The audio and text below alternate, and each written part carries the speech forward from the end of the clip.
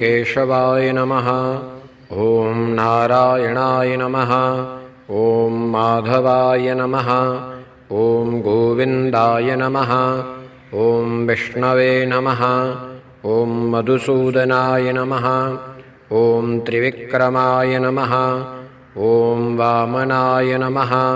ॐ श्रीधराय नमः। ॐ ऋषिकेशाय नमः। ॐ पद्मनाभाय नमः। ॐ दामोदराय नमः। ॐ सङ्कर्षणाय नमः। ॐ वासुदेवाय नमः। ॐ प्रद्युम्नाय नमः। ॐ अनिरुद्धाय नमः। ॐ पुरुषोत्तमाय नमः। ॐ अधोक्षजाय नमः। ॐ नारसिंहाय नमः। ॐ अच्युताय नमः। ॐ जनार्दनाय नमः।